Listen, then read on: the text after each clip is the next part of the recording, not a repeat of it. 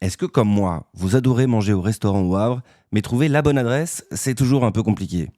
Eh ben ça tombe bien, puisque cet épisode est sponsorisé par Épicule Le Havre. Épicule Le Havre, c'est le guide des bonnes tables havraises. Pas de hasard, pas de belles photos trompeuses. Chaque adresse est testée, validée et surtout cuisinée avec des produits frais. Du vrai, du local et du goût. Votre prochaine table coup de cœur est peut-être à 2 pas de chez vous. Retrouvez toutes leurs adresses sur Instagram, epicu.lehavre.food. Le lien vers la page est à retrouver dans la description de cet épisode. Salut, un petit mot avant de commencer cet épisode, tout simplement pour vous dire merci. Eh bien merci parce que vous êtes toujours plus nombreux à écouter les épisodes dans le pot de yaourt. Alors si vous voulez soutenir le projet, n'hésitez pas à suivre, à commenter le podcast sur les plateformes d'écoute, sur Deezer, sur Spotify, sur Apple Podcast. Et puis n'hésitez pas non plus à suivre la page du compte Instagram dans le pot de yaourt. Sur ce, bonne écoute. Bienvenue dans le pot de yaourt, le premier podcast qui s'intéresse à toutes celles et ceux qui font le Havre, à toutes celles et ceux qui sont le Havre. Le plus souvent possible, je vais recevoir à ce micro des artistes, des sportifs, des entrepreneurs, des créateurs de contenu, des cuisiniers, des écrivains, bref, tous ceux qui font briller notre chère et tendre ville et qui nous rendent chaque jour un peu plus fiers d'être havrais. On parlera de leurs histoires et on verra en quoi le Havre a une place centrale et si particulière dans leur projet. Saison 4, épisode 8. Pour Paris, Le Havre est devenu hype. C'est une ville où on voyage, Le Havre c'est un bout du monde. Non, Le Havre n'est pas maudit. Je viens du Havre, moi, je viens de Cocrioville. Faire entendre à tout le monde que Le Havre était une belle et grande ville. Le Havre. Little Bob, c'est The King. Un havre de grâce. Je vais ramener la cage au Havre. Au Havre, les gens sont tous gentils. Ici, c'est Le Havre, en Normandie. Bonjour à tous et bienvenue pour ce nouvel épisode dans le pot de yaourt. Premier épisode en public. Merci à tous d'être là, je suis super content. Aujourd'hui, puisque je reçois un invité d'exception, vous ne connaissez peut-être pas son nom et pourtant, dans quelques semaines, il s'apprête à relever un défi complètement fou. Traverser la Manche à la nage et en maillot de bain. Ce sera au mois de juillet, si tout va bien, une 40aine de kilomètres entre Douvres et Calais. Ils sont quelques-uns à avoir tenté, à avoir essayé. Tous n'ont pas réussi, mais lui est déterminé.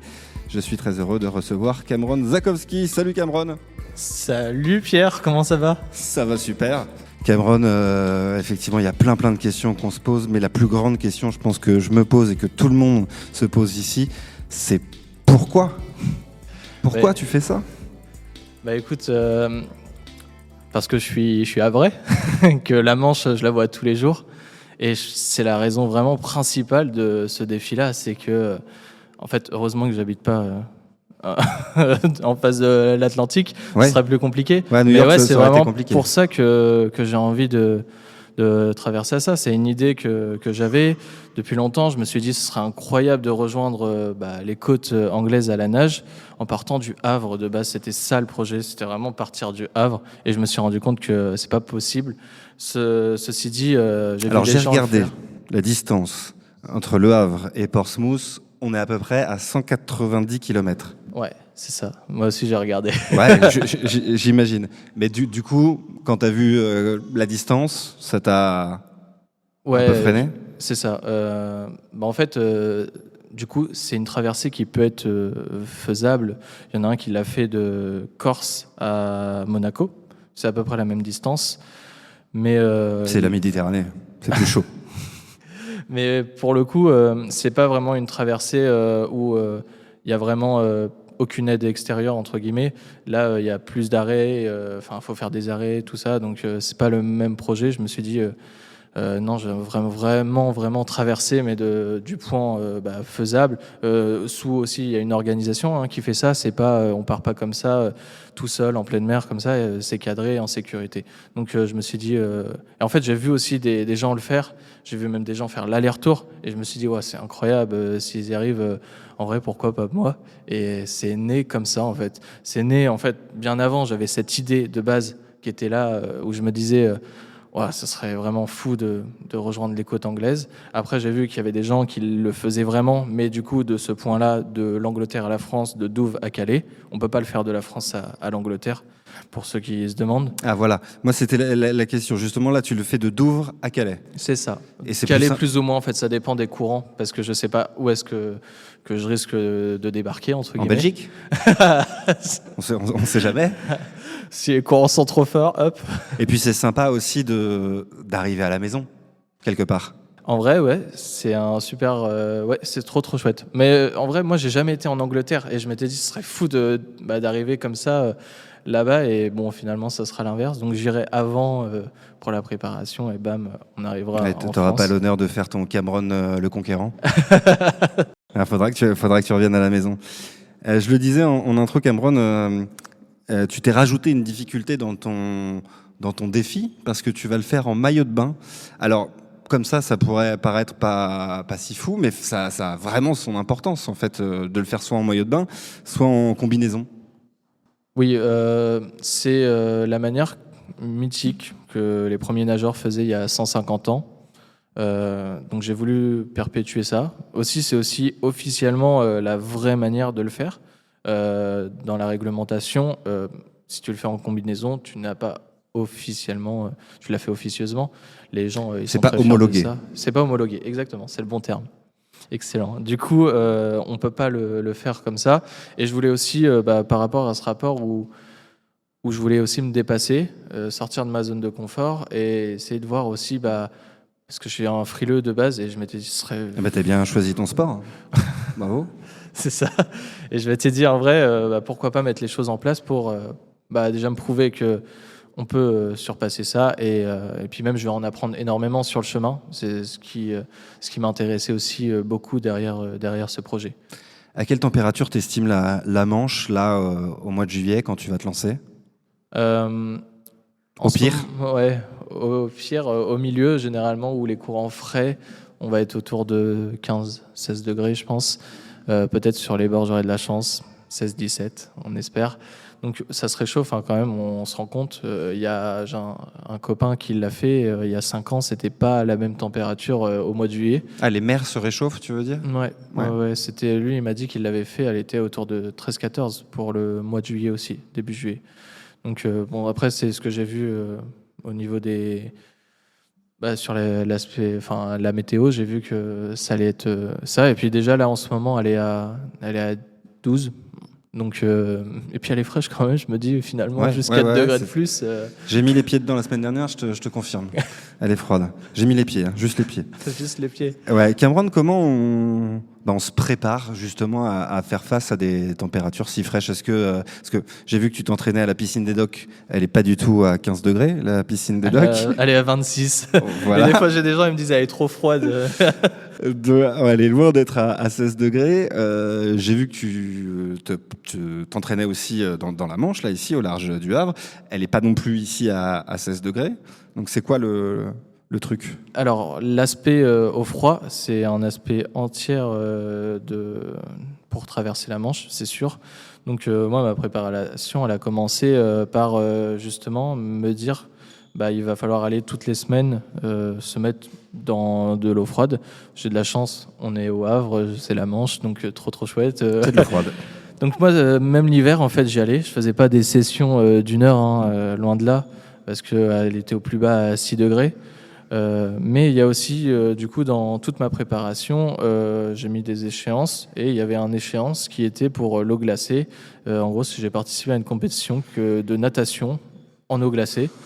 Donc c'est vraiment là les températures en eau glacée c'est inférieur à 5 degrés. Là le jour de la compète elle était à 4 degrés l'eau et j'ai fait des distances. J'ai augmenté les distances dedans et du coup ça m'a vraiment rassuré sur finalement mon rapport au froid. C'est vrai que j'avais extrêmement peur. Je me rendais malade avant de devoir aller dedans. Je me suis dit 4 degrés je mettais le pied, je me suis dit wow, va falloir aller tout le corps. En plus c'est bientôt dans mes vidéos, on en parlera de cette compétition-là, mais en fait c'est assez dangereux. Ouais, il y a tout un protocole, mais tout le monde peut le faire quand même. Hein. C'est pas voilà, il y a un check médical, il faut faire un électrocardiogramme avant. Mais du coup, j'y suis allé comme ça pour découvrir. J'ai découvert bien plus que de l'eau glacée finalement. Il y a toute une communauté d'entraide, de dépassement de soi que j'ai adoré. Et en fait, je me suis dit, ce projet-là, finalement, il me fait découvrir plein de choses en même temps, en fait. Mais ouais, du coup, le froid toute l'année, pour revenir, généralement, là, tant que les températures, elles n'ont pas dépassé 12 degrés, je vais y aller qu'une seule fois par semaine.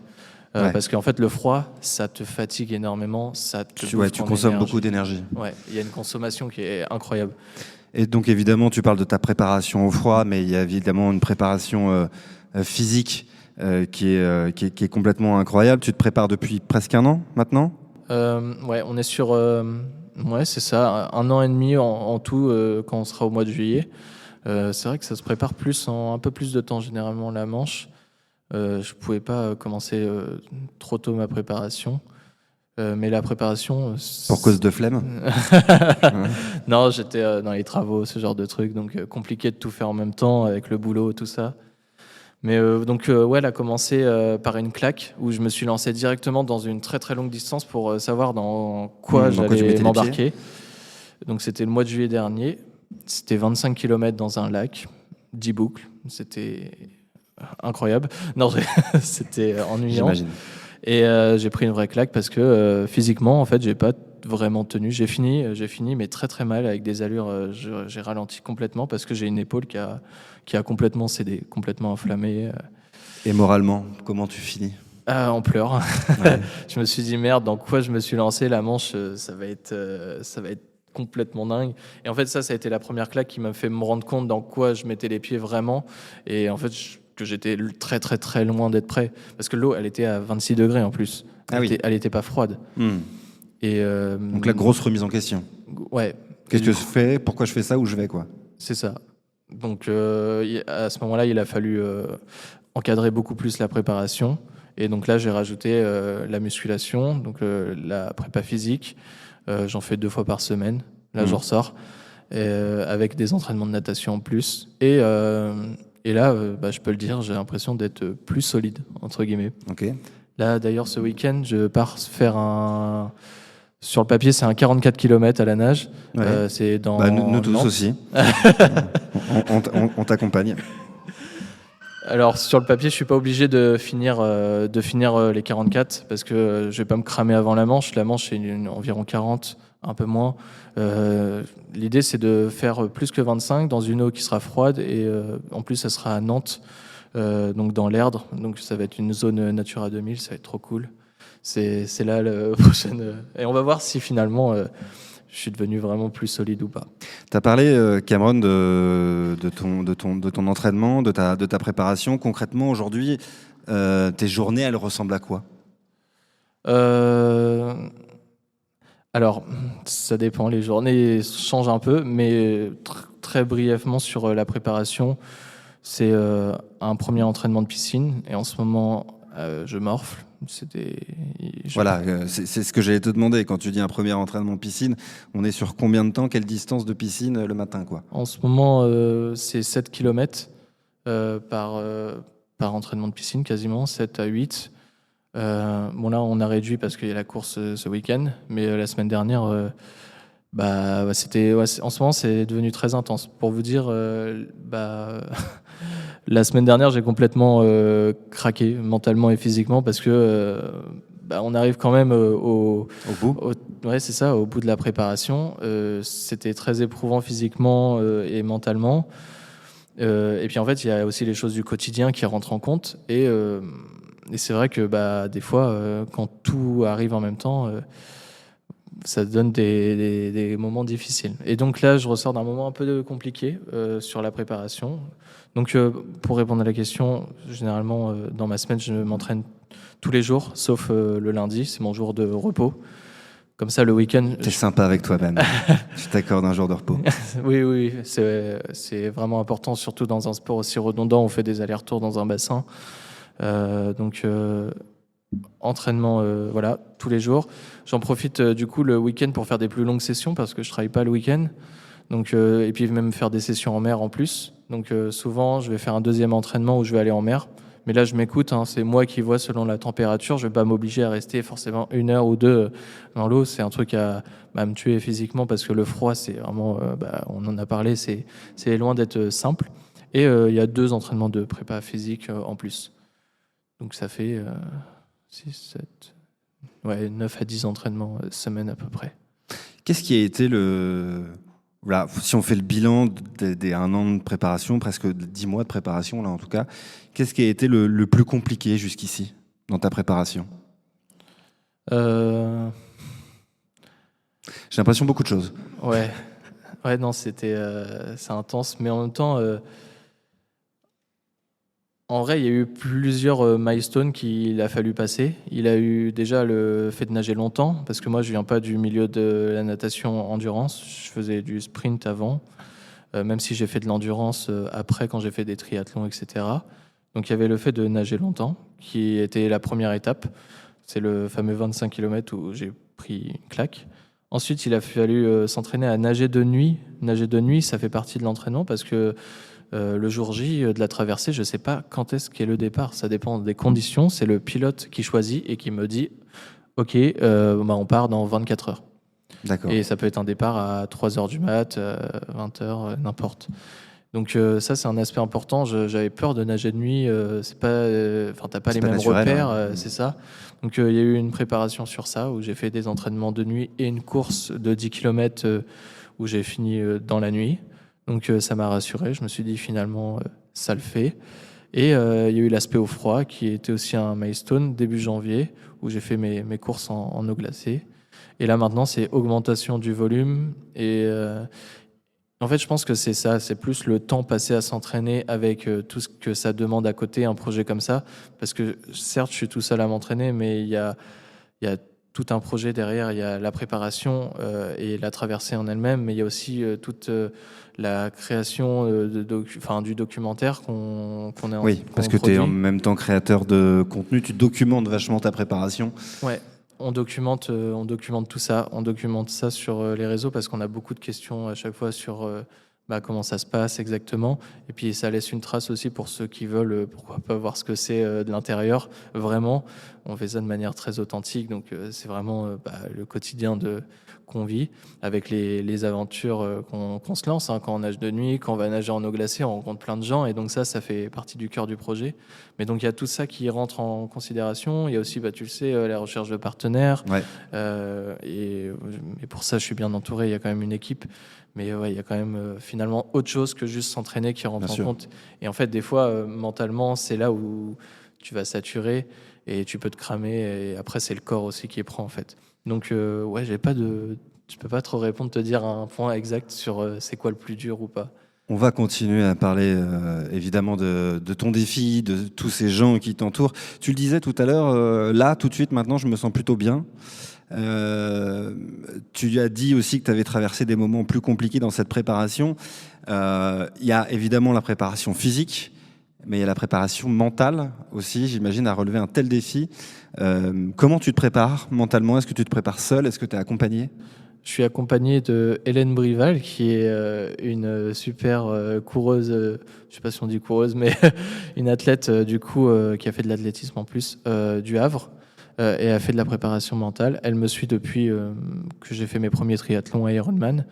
Et c'est primordial. Là, je l'ai vu aujourd'hui en plus. Et ça m'a fait beaucoup de bien juste de la voir aujourd'hui. Tu vois, je sais où je vais pour la course de ce week-end déjà.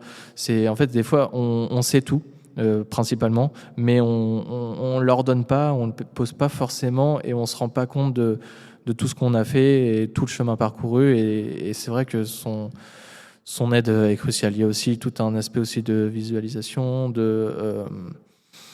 il y a un vrai travail derrière. Il y a des outils aussi qu'elle me donne pour ma vie personnelle aussi. C'est pas juste que le sport, même si le but c'est de tout organiser au mieux pour que le sport se passe bien. Et donc, en fait, pouvoir discuter, échanger et juste avoir un retour comme ça avec quelqu'un où tu peux parler librement de tes faiblesses, tout ça. Ça fait trop du bien. Et elle fait office de psy aussi. En fait, c'est ça, ouais. mais version avec ses outils et en plus pour justement t'aiguiller au mieux par rapport à ton projet. Mais c'est trop génial. Mais elle ressemble à quoi vos discussions? Elle te met pas devant la glace en mode champion, t'es un champion, répète-le 10 fois, ça va aller? Non, Parce que c'est parfois vulgairement, c'est comme ça qu'on imagine un peu la prépa mentale. Eh ben, c'est vrai qu'il n'y a jamais une séance qui se ressemble. En fait, on essaye de se voir à peu près tous les mois souvent, c'est juste une simple discussion. Parfois, on va juste se mettre au calme et faire une visualisation en plus ou juste une sorte de retour sur sa respiration, ce genre de choses que j'essaye d'implémenter aussi au quotidien, mais j'ai un peu du mal. Donc là, elle m'a redit, il faut que tu le fasses vraiment, que tu déconnectes un peu parce que du coup, tu es un peu sur tous les fronts partout et il faut que tu te recentres et tout. Mais en soi, c'est juste, c'est un échange. Et elle, après, elle a par exemple des questionnaires que, tu vois, au début, je réponds et puis du coup, elle arrive à voir des choses, des schémas et du coup, avec ces schémas-là, elle me dit, bon, bah, tu vois, peut-être que ton besoin d'autonomie, là, il est bien ou pas, enfin, ce genre de détails où tu vois, par exemple, l'organisation du jour J, les gens sur le bateau, pour moi, ça doit pas être une question qu'il y a un doute au niveau de l'équipe, tu vois. Et donc forcément il y avait des choses que j'avais pas pris en considération, que déjà que toute l'équipe se rend compte que ça match et ce genre de petits trucs que tu sais au fond de toi mais que tu vois, en fait c'est voilà, une séance, c'est juste une discussion, ça se ressemble vraiment jamais et après avec ces outils on arrive à déceler des choses. Mais pour te dire, le 25 km, je me souviens d'une séance qu'on a fait. Et en fait, j'étais hyper prêt mentalement. C'est ce qui fait que je pense que j'étais au bout. Mais en fait, physiquement, j'étais pas prêt. Ouais. Parce que ça faisait que 2 mois de préparation. Et c'est fou, je me suis vraiment rendu compte de... L'aspect mental a pris le dessus sur le physique, quoi. C'est ça. Et là, ce week-end, je sais que je pars sur une distance de fou. En vrai, ça me fait très peur. Mais là, je ressors de la discussion avec. Et tu vois, j'ai pris du recul. Et je me dis, bon, voilà, en plus, je suis pas obligé d'aller au bout. Enfin, j'ai un peu, tu vois, j'ai fait ce devoir de un peu structurer ma course, ce genre de choses. Et donc là, je suis beaucoup plus serein par rapport à dans quoi je me lance ce week-end. Et en fait, ça se fait avec une discussion de quelqu'un comme un psy, finalement. Cameron, à 2 mois du grand départ, est-ce que tu es prêt physiquement, mentalement? Tu te sens prêt? J'ai encore des progrès à faire, je pense, mentalement. Physiquement, on commence à avoir des choses sympas. La dernière fois, j'ai nagé 5 heures en piscine et ça a été. Mais mentalement, je pense qu'il y a des choses qu'il faut que je fasse attention à pas trop, en fait, partir un peu à gauche, à droite, tout ça, que peut-être je prenne un peu de recul des fois sur les choses et peut-être essayer d'être un peu moins présent, je pense, bientôt sur les réseaux. Je pense que je vais faire une coupure avant la traversée parce que je sens que ça... T'as besoin de te mettre dedans, enfin, ouais, c'est ça. Dans ma bulle, c'est parasité. Exactement. Et donc, mais là, c'est trop bien d'être là. Il n'y a aucun souci sur ouais. ça. Je dis pas ça du tout pour ça. Je dis vraiment ça pour l'aspect 1 mois avant la traversée. Là, ça sera vraiment, va falloir travailler ça sur, se mettre dans sa bulle et être prêt pour le jour J, en fait, parce que ça va être très, très, très mental. La traversée. Quand on se projette, quand tu te projettes là sur ta traversée, sur ton défi, quelles pourraient être les zones d'ombre, les moments de doute, que tu as encore aujourd'hui à 2 mois du départ? C'est drôle, c'est les questions que je réponds avec ma préparatrice mentale, tu vois. On pose les obstacles que je peux rencontrer. Donc je suis moins cher. Dans ces obstacles-là, il y a forcément l'aspect au froid. Ça va être ça principalement, c'est l'hypothermie. C'est ce qui peut me faire, je pense, me faire échouer littéralement. Il y a aussi l'aspect au niveau des courants. C'est quelque chose que je ne contrôle pas. C'est une zone qui est particulièrement sensible au courant, cette zone-là. Ouais, il y a des courants en fait qui se font être. Moi, je vais nager droit et je vais me faire déporter par les courants de manière latérale. Donc ma trajectoire, ce sera pas une ligne droite, ça sera une sorte de zigzag, de C ou de S en fait. Et donc forcément, c'est ça qui va rentrer en compte. Il y a aussi les méduses. Mais moi, depuis que je m'entraîne, j'ai jamais encore croisé vraiment de méduses, à part, j'ai jamais été piqué par des méduses. J'ai déjà nagé sur des méduses, mais jamais piqué. Et en fait, je sais pas comment on réagit vraiment aux piqûres de méduses, en fait. Et limite, j'aimerais bien là dans mes entraînements me faire piquer pour voir ce que ça fait, pour pas être surpris le jour J. Mais donc essayer de voilà, que tous ces obstacles-là se le soient pas. Mais après, l'aspect au froid, je vais savoir très vite ce week-end. L'eau, elle est à 16 degrés, donc elle sera à la température de la Manche. On va voir comment ça se passe. Il n'y aura pas de méduse. Il n'y aura pas de méduse. J'ai vu dans l'air, des fois, il y a des petits serpents, des trucs comme ça. Il n'y a pas de méduse, mais il y a d'autres trucs. J'avais regardé ta vidéo aussi sur voilà, quand tu expliques effectivement ton défi, tu parlais aussi le fait de potentiellement toucher un animal marin, évidemment, pendant la traversée, quelque chose de massif. Ça te fait flipper aussi? Ouais, d'ailleurs j'ai nagé au Havre avec un phoque. Ah oui, il y en a un dans le port en ce moment. Et c'est impressionnant parce qu'il était au niveau de l'arbre, tu vois, de la veste là-bas, et il était allé à 5 mètres et j'étais waouh. En fait, c'est ça. Et en plus, quand il disparaît sous l'eau, il disparaît et tu sais pas, ça se trouve il est juste en dessous de toi. Et bon, après j'étais accompagné d'un canoë. Je pars jamais tout seul sur mes sorties en mer. Hein. Il y a toujours une bouée, quelqu'un ou un canoë-kayak. Mais ouais, j'étais là en mode waouh. Et le phoque, c'est devenu un pote? Non, évidemment que non. Mais comment concrètement on se prépare à ces peurs? Tu parlais des méduses, tu parlais du courant. C'est des choses pour l'instant effectivement qui sont un peu inconnus dans ta préparation, des facteurs que tu ne connais pas encore. Est-ce que c'est quelque chose que dont tu parles avec ton préparateur mental, ou alors est-ce que c'est quelque chose que tu imagines un petit peu la nuit quand tu n'arrives pas à dormir? En fait, c'est dans ce projet-là, il y a une part d'incertitude qui est élevée. Et déjà, je sais pas, le jour J du départ, c'est pas comme t'as le marathon samedi là et tu vas te préparer. En fait, tu vois, ça se trouve, je vais pas nager dans ma semaine parce que les conditions seront trop nulles et ça sera pas possible. Donc, il y a beaucoup d'incertitudes et c'est ce qui change vraiment tout le projet, en fait. Et donc, faut être très flexible. Après, pour tout ce qui est les animaux, etc., j'espère peut-être nager avec des marsouins, des dauphins à côté, ce sera chouette, mais... Mais après, on verra bien. Surtout la nuit, le point qui me fait le plus peur, c'est souvent les méduses, elles remontent pour se nourrir de plancton. Donc c'est souvent là que tu as des grandes chances de croiser des méduses. Oui, et puis dans ta vidéo, c'est très bien expliqué. Puis tu as choisi une belle image en plus d'un gars qui est en train de nager dans un banc de méduses complètement horrible. Donc on a tout à fait l'image. C'est un film qui est sorti sur Disney Channel. C'est la première femme qui a traversé la Manche. Et d'ailleurs, elle a eu le record et tout. Enfin, elle l'a fait en crawl. C'était incroyable pour l'époque parce qu'il faut se dire qu'à ce moment-là, en plus, les femmes, il y avait une piscine homme et une piscine femme. Il y avait des maillots de bain. Elle pouvait pas être en maillot de bain de pièces, tout ça. Et ce qu'elle a fait pour l'époque, c'est incroyable dans ce film-là. Petite parenthèse, mais du coup, j'ai pris les extraits de ce film-là et il est trop bien. Et du coup, on se rend compte aussi. Plus que le défi en lui-même, de tout ce qu'il y avait à ce moment-là dans l'époque. C'était super intéressant. Cameron, qu'est-ce qui pourrait te faire renoncer à ce défi? Que je mette ma santé en péril, c'est tout.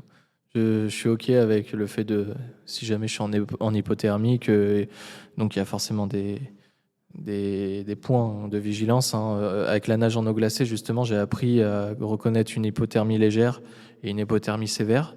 Hypothermie sévère, c'est manque de lucidité, c'est ne plus d'avoir les bras qui vont tourner moins vite et de faire des zigzags. Et si on me pose une question, que je réponds complètement à côté, et là c'est extrêmement inquiétant. Donc là, pour le coup, c'est ma copine qui est là, Rose, qui va devoir me sortir de l'eau. Salut, Rose. Si jamais je veux pas sortir. Mais donc ouais, on a mis ça au point. Le but, c'est pas de tuer la santé pour un défi. Moi, c'est d'essayer d'aller au plus loin de ce que je peux. Puis on verra bien après. Est-ce que je sais pas si tu réfléchis à ça, mais à combien tu estimes tes chances de réussite? Oui, j'ai l'impression que tu penses à ça. C'est une très bonne question. Non, honnêtement, je pense, allez, 80%. C'est peut-être optimiste. Pour le coup, c'est toi qui sais. Si après, il y a 80% d'échecs quand même dans ce genre de défi, notamment avec le dernier courant. Il y a un courant de face où vraiment on appelle ça le cimetière des nageurs. Je l'ai pas inventé. Et vraiment, des gens se prennent un courant de face. Et ils sont juste là, ils voient les côtes. C'est ça qui est fou, c'est qu'ils voient les côtes. Ils se disent, je suis arrivé, j'ai nagé 34 km, il me reste peut-être 2 km. Et en fait, ils se prennent un courant où ils n'arrivent pas à relancer suffisamment pour passer ce courant-là. Et du coup, abandon. J'ai une anecdote d'un gars qui m'a raconté que quand il est arrivé dans ce courant-là, à un moment, il a pris son ravito. En 30 secondes, il a perdu 400 mètres. Et ces 400 mètres, il a pris 1 heure à les récupérer à cause du courant. Et là, il faut être solide mentalement pour tenir et se dire, 400 mètres de plus à quelques kilomètres de l'arrivée, ça peut faire une différence énorme. Ah oui. En 30 secondes, se dire qu'on s'est fait quand même bien pousser. Et puis après, se dire, il va falloir que je relutte avec le courant de face. Et puis surtout, les mecs, ils sont à moitié en hypothermie à ce moment-là. Physiquement, ils ont plus d'énergie. Et puis il y a le mental qui te dit, mais comment ça se fait que tu fais du surplace? Il y en a un, il a réussi à passer ce courant-là, mais au bout de 4 heures à faire du surplace. Et c'est grâce au pilote qui lui a dit, écoute, on va faire des zigzags comme ça. Normalement, on le fait pas, mais il a fait des zigzags jusqu'à l'emmener dans les rochers, alors que de base, l'arrivée, c'est pas ici. Mais c'est vraiment parce que le mec, il s'acharnait. Mais donc, il y a ces choses-là qui font partie aussi du truc. Mais ça, je le travaille à l'entraînement. Je sais que en fin d'entraînement, quand je suis bien sec, mon coach, il me met de l'allure pour finir plus fort. Ouais. Mais entre guillemets, par rapport aux gens qui se mettent dans ces traversées-là, je suis un nageur qui est dit rapide. Parce que j'ai une bonne moyenne de nage sur des longues distances. Et généralement, c'est souvent les mecs qu'on voit qui font ça, ou les femmes, c'est des physiques assez imposants. Même si j'ai pris honnêtement du poids, c'est vraiment imposant. Tu te dirais pas, ce gars-là, il te fait la traversée.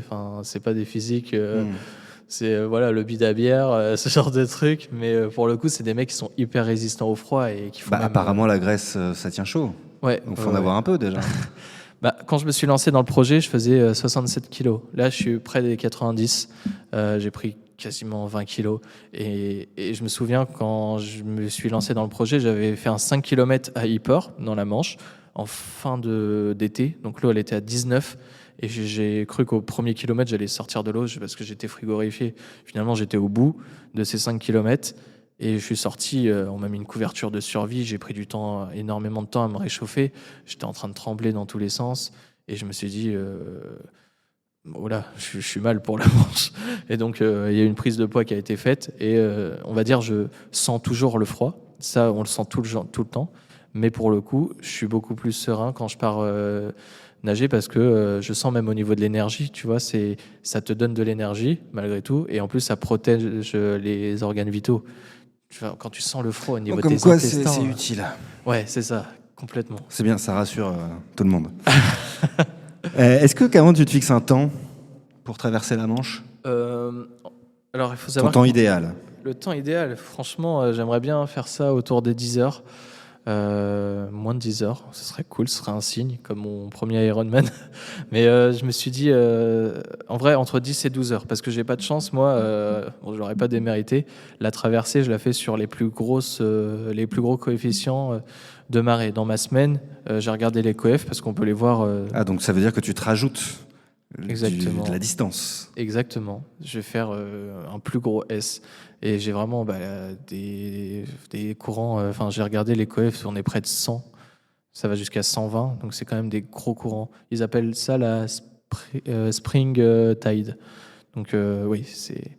Après, vu que je suis nageur rapide, on m'a dit ça devrait pas être trop problématique. On verra. Cameron, question pratique maintenant. Elle m'a été soufflée, ça, elle n'est pas de moi. Comment on fait pour manger? Comment on fait pour boire?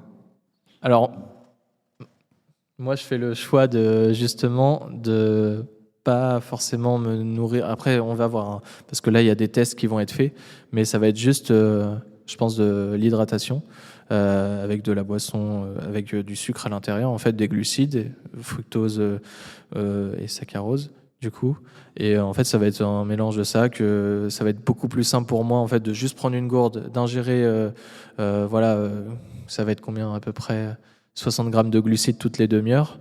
Donc, et puis de continuer, parce qu'en plus, je vais pouvoir nager sur le dos en buvant, relâcher la gourde, il la récupère. Et puis comment on te la donne? On me la lance. On te la lance, évidemment. avec une corde. Comme un phoque. Mais ouais, je sais qu'il y a des gens qui mangent, mais je sais pas comment ils font. En plus, quand tu vas en eau froide, t'as ces petits muscles de la mâchoire qui ne répondent plus. Ouais.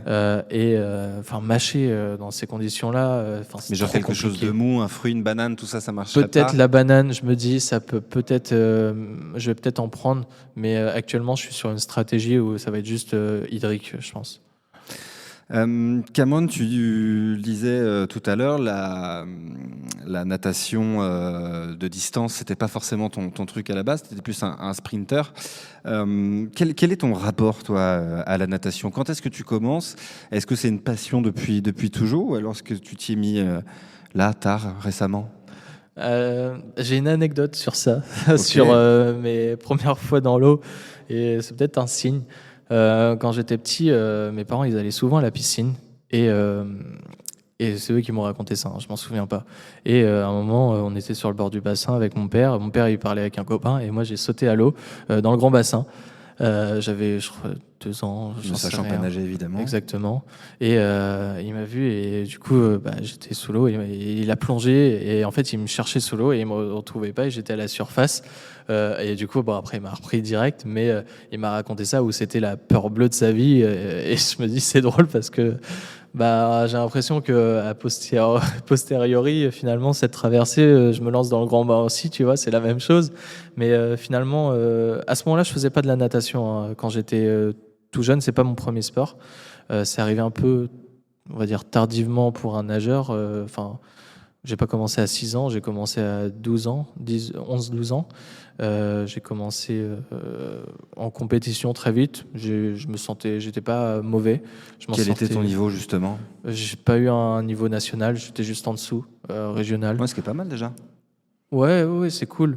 Et après, moi, j'y allais, je faisais de la compète pour être avec les copains, rigoler, et j'ai jamais été sérieux en fait dans ma pratique. Je ratais des entraînements. T'as jamais eu envie d'être pro ? Ouais, j'avais pas cette envie. Je me suis jamais dit que je pourrais en fait. Moi, c'était pour le kiff avec les copains. Même des fois, honnêtement, on séchait les entraînements, on n'allait pas, on jouait au baby. Donc non, c'était. Puis on se faisait. Des fois, on restait juste sous la douche pour faire genre à nos parents qu'on avait qu'on avait été à l'entraînement avec les affaires mouillées et tout. Mais en vrai, non, j'ai jamais été très sérieux. Mais je suis devenu sérieux, on va dire. En fait, j'ai toujours aimé le sport, par contre, mais un peu à gauche, à droite. Après, je me suis lancé dans le triathlon vers mes 22 ans, c'est ça. Donc, t'as toujours été sportif ? Ouais, mes parents étaient sportifs aussi, donc on a tous traîné dans le bain du sport, mais pour le kiff, en fait, tout simplement par passion, tu vois. Des fois, j'allais courir, je suivais mon père courir. J'ai fait aussi un peu de musculation, du crossfit. J'ai touché un peu à plein de sports. Souvent aussi, quand on était petit, nous, on avait, je sais pas si c'est toujours le cas à l'école, mais tu sais, on pouvait découvrir des sports à l'école. Mmh. Et du coup, mes parents, ils m'inscrivaient à... Le multisport ? Ouais, c'est ça. Et pendant les vacances, tu pouvais aller faire... tu vois, et moi, j'ai adoré faire ça. J'ai découvert plein de sports comme ça. Ça, c'est trop cool. Je sais pas si c'est toujours le cas. Faudra vérifier. Cameron, donc on parlait de ton rapport à la natation. Tu es un sportif, tu es une famille de sportifs. Comment ils ont tous réagi, ta famille, tes amis, quand tu leur as dit je vais traverser la Manche ? Est-ce qu'on t'a cru déjà ? Ma mère en panique. Ouais, déjà en panique, elle m'a dit mais quoi ? Mais c'est n'importe quoi. Tu vas faire comment ? Tu vas être tout seul. C'est dangereux. C'est dangereux. C'est son mot. C'est dangereux. Est-ce qu'elle a tort ? C'est pas dangereux. T'es encadré. Il y a un pilote. Moi, j'ai des personnes qui sont MNS, donc maître nageur sauveteur. Il y a des précautions qui sont prises.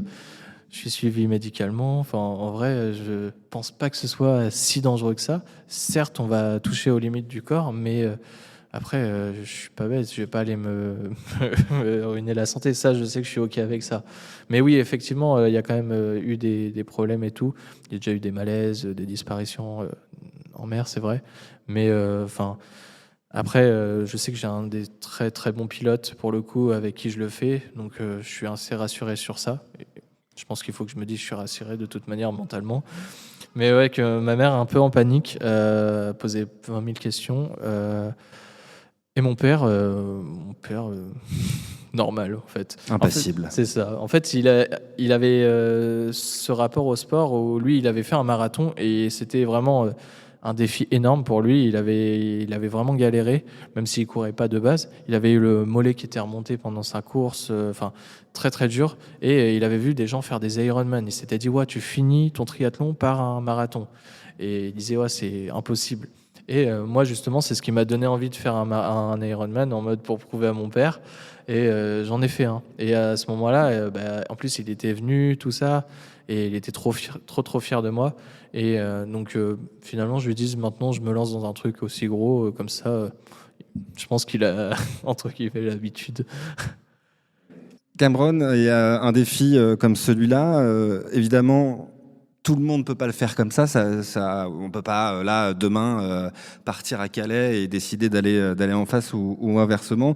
Il y a un cheminement à respecter. Il faut s'inscrire quelque part. Comment ça se passe si moi, demain, si nous, là, aujourd'hui, on veut traverser la Manche demain ? Alors, c'est vrai que c'est un très gros projet, que j'ai quand même un bon passif, mais il y a des personnes qui ont réussi avec une préparation sans forcément être nageur de base, parfois même sans bras, sans jambes. Philippe Croison, ouais. À faire des gros projets et des gros défis comme ça. Donc c'est pas voilà, c'est sûr que ça demande une préparation, on se lance jamais au hasard. En fait, il faut avoir ce grain un peu de folie, mais tout en prenant du recul sur les choses et bien se questionner. Le projet, il est né depuis longtemps dans ma tête et il a été concret il y a 2 ans parce que pour avoir un pilote, maintenant, c'est très compliqué. Il n'y a pas beaucoup de personnes qui sont aptes. Je crois qu'il n'y a que 12 ou 10 bateaux pour faire cette traversée-là. Pour qu'on comprenne bien, en fait, quand tu parles de pilotes, c'est effectivement des capitaines de bateaux qui sont homologués pour justement accompagner celles et ceux qui veulent traverser la Manche. Exactement. Eux, ils connaissent la Manche et cette traversée comme leur doigt. Ils ont aussi les certificats qu'il faut. Ils sont reliés aux associations qui font ça. Il y en a 2. Il y a celle qui est la CSPF et la CSA. Et en fait, ils ont leur pilote. Et en gros, toi, ton job, c'est pas de t'inscrire auprès de l'association, c'est de trouver ton pilote et ton contrat, le signer. Et une fois que tu l'as, tu vas voir l'association, tu dis bon, bah c'est bon. Là, je suis dans les papiers finaux. En gros, là, il me demande d'avoir un certificat médical quand même, tu vois encore. Il me demande de faire mon test en 6 heures, de 6 heures dans une eau sous les 15 degrés, validée en mer. Donc là, je le fais 1 mois avant la traversée. Ça sera ma dernière grosse sortie, ma séance clé, on va dire. Il y a quelques checkpoints à valider, quoi. C'est ça. Et donc forcément, tu vois, on ne peut pas se lancer comme ça, forcément. Et oui, il y a toute une préparation, comme on en a parlé. Qui va t'accompagner lors de cette aventure ? Parce que voilà, bateau, qui dit pilote dit bateau, qui dit bateau dit personne sur le bateau. Oui, effectivement. Il y aura du coup ma copine, Rose. Salut bien Rose. Évidemment. Heureux. Il y aura aussi mon ami Willy qui est kiné du sport sur le Havre et qui est aussi anciennement un nageur. Et lui, son job, ça va être de venir toutes les heures, 20 minutes à côté de moi, pas devant ou quoi. Vraiment nager à côté de moi, ouais, pour me mettre la bonne allure. Parce que tout est une question aussi d'allure que tu donnes au pilote quand tu lui dis que tu vas traverser la Manche, parce que lui, il va calculer avec les courants le trajet idéal. Et donc, il faut que je tienne du coup ma vitesse. Et donc, lui, il sera là pour venir. Il peut faire ça au bout de 3 heures. Il ne peut pas le faire tout le temps. Donc, il y a Willy. Il y a forcément, comment ça s'appelle, mon coach, Julien, le coach du hack natation. Donc, lui, il va surtout faire attention à ma technique de nage. Il va regarder ma cadence de bras pour voir que ça ne diminue pas. Il va me donner des conseils, des placements techniques. Je lui ai demandé de ne pas dire c'est bien, mais de me dire des choses techniques. Je trouve que c'est plus encourageant et du coup, tu déconnectes plus parce que quand tu fais de l'endurance comme ça, c'est sur ça que tu te rattaches, en fait, sur ta technique de nage, sur tout ça. Et il y aura aussi un ami vidéaste qui viendra pour filmer. En fait, 2 amis vidéastes, du coup. Combien ça coûte, Cameron, de traverser la Manche ? Ça coûte cher. Les prix font que d'augmenter en plus. Là, j'ai payé 5 000 € pour juste le pilote, la réservation du bateau. Ensuite, il y a un supplément pour l'association autour de, je crois que c'est 3 à 600 €. Je sais pas, je vais le payer quand j'aurai confirmation. Et ensuite, il y a forcément la logistique autour du projet, les gens qui viennent pour me soutenir, j'essaie de tout leur défrayer. Donc c'est pour ça qu'on a monté une association, on a essayé de trouver des partenaires. Et aussi, c'est pour ça qu'on fait parler du projet aussi sur les réseaux sociaux. Si nous, on veut t'aider, on fait comment ? Écoutez, en vrai, parler du projet, partager les vidéos, regarder les vidéos sur YouTube. Et après, on a une cagnotte aussi, si jamais. Mais voilà, déjà, si vous faites ça, ça serait génial. Cameron, quel est le message que tu as envie de véhiculer à travers ce défi ? Est-ce que tu veux te prouver quelque chose à toi, à quelqu'un ? Alors, moi, j'y vais principalement pour tâter mes limites, voir ce dont je suis capable. Mais sinon, je le fais aussi pour une asso. En fait, c'est extrêmement important pour moi de le faire pour l'association Chêne, qui protège justement mon terrain de jeu, qui est la Manche. Donc c'est cette vertu écologique qu'on s'efforce de faire et du coup de les mettre en avant avec tout ce qu'on fait sur les réseaux sociaux en plus. Et sinon, ce que je veux véhiculer, c'est juste de faire attention à mon terrain de jeu, à la Manche, mais en général à tout, à la faune et la fleur. Mais aussi, du coup, si ça peut inspirer des gens à se lancer dans leurs propres petits projets, grands projets, n'importe en fait. Moi, il y a 2 ans, j'étais pas prêt. La semaine dernière, j'étais en pleurs. Le projet, j'étais pas prêt du jour au lendemain et ça se trouve... je me suis quand même lancé, j'ai pris confiance et je me suis dit, OK, on va mettre les choses en place pour. Et en fait, ça m'a apporté beaucoup de choses, des rencontres. C'est surtout ça que je retiens beaucoup de ce projet et tout le chemin parcouru. Et je sais que c'est ce qu'on entend beaucoup, mais pour le coup, quand je regarde tout ce que j'ai parcouru, les rencontres, je ne m'attendais pas à faire un podcast non plus, tu vois, c'est des choses que je m'étais jamais dit que je ferais. Donc, non, c'est génial. J'imagine, comme tous les grands sportifs, tu prends un peu les étapes les unes après les autres. Mais après ce défi, c'est quoi le prochain ? Alors moi, mon but, c'est pas de faire toutes les traversées, tout ça. Honnêtement, c'est parce que c'est vraiment la Manche. Ça peut être un défi plus modeste, entre guillemets, mais un défi qui tient à cœur. Un défi qui me tient à cœur, je pense que ce serait... en fait... Il y aura un autre défi qui va venir directement après, c'est la création du documentaire. Tout le montage, tout ça, je pense que ça va être aussi énorme. Et en fait, ça va être un des points clés. Et je pense que je m'étais dit qu'il y aura aussi un petit défi perso, ça sera ma perte de poids, parce que j'ai pas envie de rester avec 20 kilos en plus. Donc ce sera certainement le petit défi. Mais en plus, j'en ai parlé avec ma préparatrice mentale et elle m'a dit, voilà, c'est pas l'ultime défi finalement, la traversée, il y a toujours des trucs derrière. Cameron, on arrive à la fin de cet épisode. Il y a une dernière question que je pose à tous mes invités. Tu es libre d'y répondre comme tu veux. Je sais que tu t'es préparé à cette question parce que tu me l'as dit avant d'arriver. Cameron, cette question la voici. Pour toi, Le Havre, ça représente quoi ? Je dirais ça représente un ancrage qui est très très fort pour moi parce que ce projet-là, il serait jamais né déjà. Moi, mon rapport à l'eau aussi. Mon rapport aussi, du coup... au froid, parce qu'on a de la chance au Havre, on est servi pour le coup des fois. Donc je pense que c'est ça qui m'inspire, que m'inspire finalement le Havre.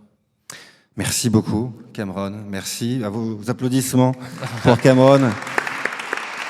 Ce petit gars du Havre qui va traverser la Manche au mois de juillet, merci d'avoir été là. Je profite qu'on est entre nous pour effectivement remercier les équipes du THV qui nous accueillent gentiment. Merci, on a été super bien accueillis, que ce soit les équipes d'accueil, les équipes techniques. Voilà, ça a été génial. J'ai 2-3 anciens invités. J'en ai qu'une en fait. Elodie de Campus Coach. Voilà. Merci à toi, merci à tous les autres qui sont passés derrière ce micro. Et puis merci à vous d'être venus, d'avoir pris 3/4 d'heure de votre temps pour assister à une discussion. On se retrouve très bientôt pour un nouvel épisode dans le Pod Yaourt. Merci beaucoup. Ciao.